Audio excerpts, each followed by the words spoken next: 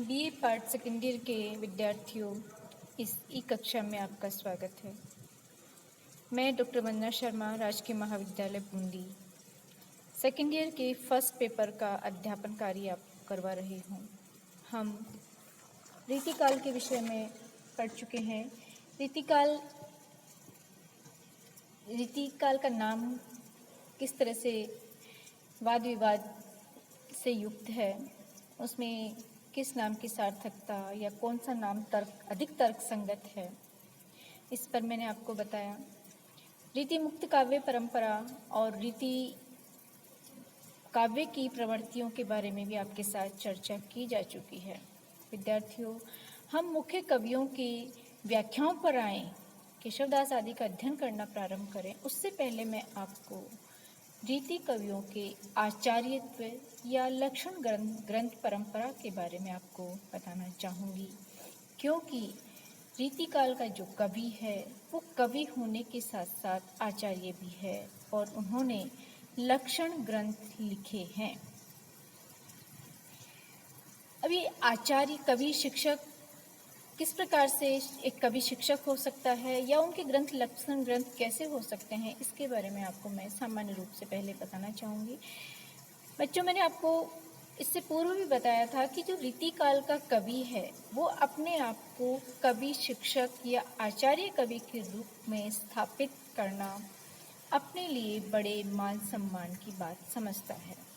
वो इसलिए कि उस युग का परिवेश ऐसा था कि वो कवि कविता तो रचता ही है, साथ ही साथ वो कविता के लिए स्थापित मानदंडों अर्थात जो काव्य शास्त्रीय मानदंड हैं, उनके कसौटी पर किस प्रकार से कविता लिखी जाए, किस प्रकार की भाषा, कैसे छंद, अलंकार आदि प्रयुक्त किए जाएं, इनकी शिक्षा देने के लिए जो पुस्तक रचता है, जो लक्षण देता है और लक्षणों को स्पष्ट करने के लिए जो उदाहरण रचे जाते हैं, वो उसको आचार्यत्व की श्रेणी में ला देता है। बच्चों, इस लक्षण ग्रंथ परंपरा का आदि स्रोत कहाँ से प्रारंभ होता है, इसके बारे में निश्चयात्मक रूप से कुछ नहीं कहा जा सकता।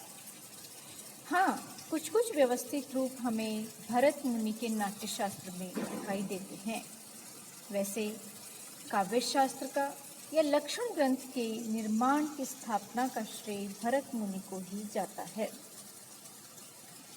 भरत मुनि के पश्चात आचार्य आते हैं, वे भामे हैं, छठी शताब्दी के आचार्य। उसके बाद दंडी अलंकारवादी आचार्य हैं, वो आते हैं।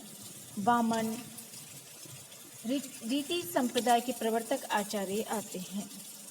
तो ये संस्कृत की काव्य शास्त्र की एक समृद्ध परंपरा थी, जिसमें अनेक आचार्य हुए हैं। मम्मट, विश्वनाथ, विद्यानाथ, वाग्भट, जयदेव, अप्पय दीक्षित, रुद्रभट्ट, पंडितराज जगन्नाथ आदि। हिंदी की जो काव्य परंपरा है या लक्षण ग्रंथों की परंपरा है, वो इस संस्कृत परंपरा से पूर्ण रूप से प्रभावित और प्रेरित है। यद्यपि हिंदी परंपरा ये क्षीण है और बहुत समृद्ध नहीं है, क्योंकि इसमें नवीनता के लिए कोई स्थान नहीं है, लेकिन फिर भी हम इसका अध्ययन करते हैं, क्योंकि संपूर्ण जो रीतिकाल है वो इसके इर्द गिर्द आचार्यत्व की प्रवृत्ति के इर्द गिर्द भी घूमता रहता है। रीतिकालीन कवियों के लिए काव्य शास्त्र की परंपरा की शुरुआत कैसे होती है, वो उन्होंने संस्कृत, अपनी जो पूर्व विरासत है संस्कृत में, इसके तत्व खोजे। इस काल के आचार्यों को मुख्यतः हम तीन भागों में बांट सकते हैं, 3 वर्गों में विभाजित कर सकते हैं। प्रथम अलंकार विवेचक आचार्य, दूसरा रस और नायिका भेद विवेचक आचार्य और तीसरे हैं रस विवेचक आचार्य। बच्चों, रीतिकालीन लक्षण ग्रंथ परंपरा के विमर्श से पहले ये भी ध्यान रखना आवश्यक है कि इस परंपरा का पालन करने वाले असंख्य कवि हैं और आपको उन असंख्य कवियों में से कुछ महत्वपूर्ण कवियों का परिचय ज्ञात होना अति आवश्यक है। इसलिए आपको संक्षेप रूप में उन कवियों का परिचय मैं आपको प्रस्तुत करती हूँ। सबसे पहला स्थान आता है आचार्य कवि केशवदास। रीतिकालीन काव्य शास्त्र के प्रवर्तन का श्रेय आचार्य कवि केशवदास को जाता है। केशवदास ने 2 लक्षण ग्रंथ लिखे, रसिक प्रिया और कवि प्रिया। रसिक प्रिया रस से संबंध रचना है, जो नाम से ही प्रतीत होता है। उन्होंने श्रृंगार रस के रस राजत्व की प्रतिष्ठा की है। इन शब्दों में नवहु रस के भाव बहु तिनके भिन्न विचार, सबको केशवदास हरि नायक है श्रृंगार। इसी भांति कवि प्रिया की रचना उन्होंने बाला और बालकों के लिए की। इसमें कोई मौलिकता नहीं है, फिर भी वे काव्य दोषों के प्रति पूरे सावधान हैं। वे कहते हैं, थोड़े से दोष से कविता वनिता और मित्र अपवित्र हो जाते हैं। राजत रंच ने दोष जूट, कविता वनिता मित्र, बुंदक हाला होत जो, गंगा घट अपवित्र। केशवदास ने कवि प्रिया में काव्य दोष, कवि भेद, कवि रीति, अलंकार आदि का वर्णन किया है। वास्तव में केशवदास हिंदी के प्रथम आचार्य हैं। आचार्य केशवदास के बाद में जो दूसरे महत्वपूर्ण आचार्य हैं वो है चिंतामणि त्रिपाठी।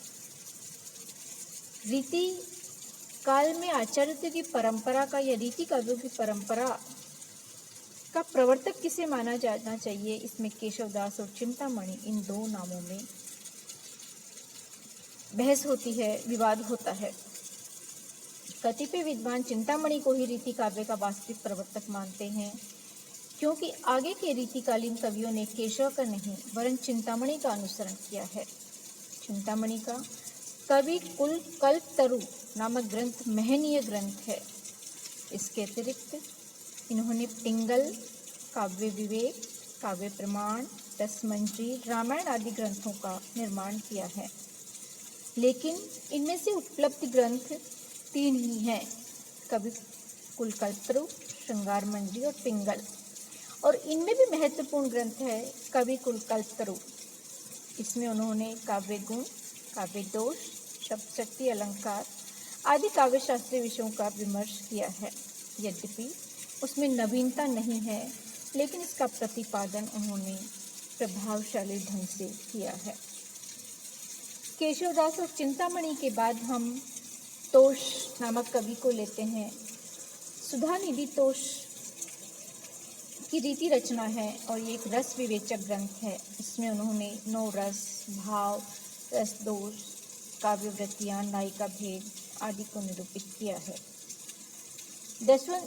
जसवंत सिंह भी आचार्य कवि हैं, रीतिकाल के महत्वपूर्ण कवि हैं और उनकी रीति रचना का नाम है भाषा भूषण, एक महत्वपूर्ण ग्रंथ है रीतिकाल का।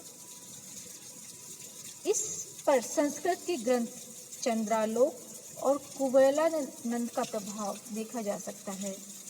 इस ग्रंथ में उन्होंने रस, नायिका भेद और अलंकारों का विस्तृत विशद वर्णन किया है।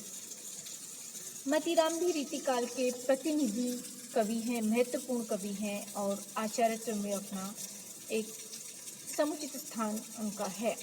उनके काव्यशास्त्रीय ग्रंथ इस प्रकार हैं: रसराज, ललित ललाम, साहित्य सार और लक्षण श्रृंगार। रसराज उनका श्रृंगार विषय ग्रंथ है। ललित ललाम में उन्होंने अलंकारों की विवेचना की है। वास्तव में रस और अलंकार की दृष्टि से मतीराम की कविता भी बेजोड़ है, अर्थात वे आचार्यत्व की दृष्टि से और कवित्व की दृष्टि से रीतिकाल के महत्वपूर्ण कवि हैं। भूषण रीतिकाल के युगांतकारी कवि हैं। युगांतकारी बच्चों इस संदर्भ में कि जहाँ संपूर्ण रीतिकाल सेज है, सुराही है के इर्द गिर्द घूमती रहती है। नायिका के हाव भाव, उनके हास विलास का ही वर्णन करती रहती है। वहाँ ये कवि राष्ट्रीयता के गीत गाता है, वीर रस की कविता लिखता है। शिवराज भूषण इनका प्रसिद्ध काव्यशास्त्री ग्रंथ है। इसमें उन्होंने अलंकारों का निरूपण किया है और इस ग्रंथ में विवेचित अलंकारों की संख्या 105 है, जिसमें 100 अर्थालंकार और 5 शब्दालंकार हैं। कुलपति मिश्र भी इस युग के महत्वपूर्ण आचार्य कवि हैं और उनके 2 ग्रंथों का उल्लेख मिलता है, रस रहस्य, गुण रस रहस्य। इन रचनाओं पर मम्मट के काव्य प्रकाश का और आचार्य विश्वनाथ के साहित्य दर्पण का प्रभाव देखा जा सकता है। जैसा कि रीतिकाल के एक परिपाटी थी, उन्होंने संस्कृत के ग्रंथों से उपजीव्य ग्रहण किया, लेकिन वहाँ मौलिक उद्भावना नहीं है, नवीनता नहीं है, पृष्ठ पेषण का कार्य किया। वही कुलपति मिश्र के साथ भी होता है। आचार्य कवि देव, महाकवि देव रीतिकाल के एक महत्वपूर्ण कवि हैं, प्रतिनिधि कवि हैं और उनका लगभग कुल लक्षण ग्रंथ और कविता दोनों को मिलाकर के उनके ग्रंथों की संख्या 72 मानी जाती है। उन्होंने कई लक्षण ग्रंथ लिखे। उनके नाम इस प्रकार से हैं विद्यार्थियों: भाव विलास, रस विलास, भवानी विलास, कुशल विलास और काव्य रसायन। रस विलास नायिका भेद से, भाव विलास रस और अलंकार से, काव्य रसायन शब्द शक्ति, वृत्ति, रीति, गुण, रस, अलंकार से संबंधित रचना है। सूरती मिश्र, श्रीपति, सोमनाथ, रसलीन आदि भी इस युग के महत्वपूर्ण आचार्य कवि हैं। आचार्य भिखारी दास भी इस परंपरा के अति विशिष्ट कवि हैं। श्रृंगार निर्णय और काव्य निर्णय भिखारी दास के प्रमुख लक्षण ग्रंथ हैं। काव्य निर्णय सर्वांग निरूपण और श्रृंगार निर्णय विशिष्टांग निरूपक, नायक नायिका भेद, रस संबंधी है। एक और नाम इस कड़ी में अपन जोड़ते हैं बच्चों, वो है पद्माकर का। पद्माकर रीतिकाल के अंतिम महान कवि हैं। जगत विनोद उनका प्रसिद्ध लक्षण ग्रंथ है। इसका प्रतिपाद्य विषय है रस, भाव और नायिका भेद। पद्माभरण में पद्माकर ने अलंकारों का विवेचन किया है। तो विद्यार्थियों, ये है लक्षण ग्रंथ करने वाले महत्वपूर्ण कवि। यद्यपि ये बहुत असंख्य कवि हैं, लेकिन उनका यह नाम चर्चा करने का न अवकाश है और नहीं उचित है।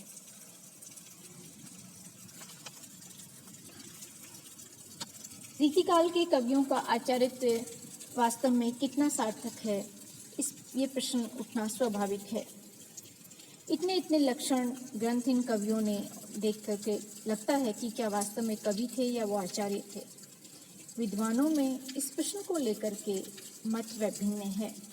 इसका सबसे बड़ा कारण है संस्कृत साहित्य में आचार्य कर्म और कवि कर्म की अनुपालना करने वाले व्यक्ति अलग अलग थे, लेकिन रीतिकाल में आकर के दोनों गड्ढमड्ढ हो गए हैं। एक ही व्यक्ति एक समय आचार्य धर्म का निर्वाह भी करता है और उसी समय वह कई कवि कर्म का भी पालन करता है। जबकि बच्चों, वास्तविकता यह है कि आचार्यत्व और कवित्व दोनों का निर्वाह एक साथ कठिन है। इसका कारण यह है कि आचार्यत्व के लिए बौद्धिकता, सूक्ष्म विवेचन, खंडन मंडन आदि की आवश्यकता होती है, लेकिन कवित्व के लिए भावात्मक अतिरेक की, एक भावुक हृदय की, भावनाओं के उच्छलन की, और ये दो भिन्न भिन्न प्रवृत्तियां हैं, तो एक साथ एक व्यक्ति में कैसे समा सकती हैं। इसलिए रीति कवियों के आचार्यत्व को अस्वीकार करते हुए आचार्य रामचंद्र शुक्ल ने लिखा है, इन रीति ग्रंथों के कर्ता भावुक, सहृदय और निपुण कवि थे। उनका उद्देश्य कविता करना था, न कि काव्यांगों का शास्त्रीय पद्धति पर निरूपण करना। हिंदी में लक्षण ग्रंथों की परिपाटी पर रचना करने वाले जो भी सैकड़ों कवि हुए, वे आचार्य की कोटि में नहीं आ सकते, क्योंकि वास्तव में वे कवि हैं, आचार्य का गुण उनमें नहीं है। उनमें अपर्याप्त लक्षण साहित्य शास्त्र का सम्यक बोध कराने में भी असमर्थ हैं। आचार्य शुक्ल ने रीति कवियों के आचार्यत्व को नहीं माना। इसके पक्ष में उन्होंने कुछ तर्क दिए, लेकिन इन तर्कों से परे भी एक वास्तविकता आती है कि इसलिए वे कहते हैं कि रीति कवियों को आचार्य इसलिए नहीं मानना, केवल इसलिए नहीं मानना चाहिए क्योंकि आचार्यत्व के लिए जिस सूक्ष्म विवेचन या पर्यालोचन शक्ति की अपेक्षा होती है उसका विकास संपूर्ण रीतिकाल में हुआ ही नहीं। काव्यांगों का विस्तृत विवेचन तर्क द्वारा, खंडन मंडन द्वारा और नए सिद्धांतों के प्रतिपादन आदि कुछ भी तो नहीं हुआ इस युग में। जो संस्कृत शास्त्र का जो मौलिक था उसी में उन्होंने वृद्धि कर दी, घटा दिया, कुछ नए नाम दे दिए, कुछ मिलते जुलते, तो वहाँ नवीनता बिल्कुल अनुपस्थित है, मौलिकता अनुपस्थित है। उस समय गद्य का विकास भी नहीं हुआ था। जो कुछ लिखा गया वो पद्य में ही लिखा गया, और पद्य में किसी बात की सम्यक मीमांसा या तर्क वितर्क नहीं हो सकता। इस अवस्था में चंद्रालोक की एक पद्धति ही सुगम दिखाई पड़ी कि एक श्लोक एक चरण में लक्षण कह करके छुट्टी पा ली। तो बच्चों, सब मिलाकर कहा जा सकता है कि उस समय का कवि आचार्य कवि क्यों था? क्योंकि राजाश्रय का मोह था, युगीन रुचि की गंभीरता थी, गद्य का अभाव, मौलिकता की हीनता, नए नए सिद्धांतों का अप्रवर्तन निरीति कवियों को आचार्य कोटि में नहीं आने दिया। परिणाम ये होता है, आचार्य श्याम सुंदर दास इसके संदर्भ में कहते हैं कि आचार्यत्व और कवित्व के मिश्रण ने भी एक ऐसी खिचड़ी पकाई कि जो स्वादिष्ट होने पर भी हितकर न हुई। आचार्यत्व में संस्कृति बहुत नकल की गई और वह भी एकांकी।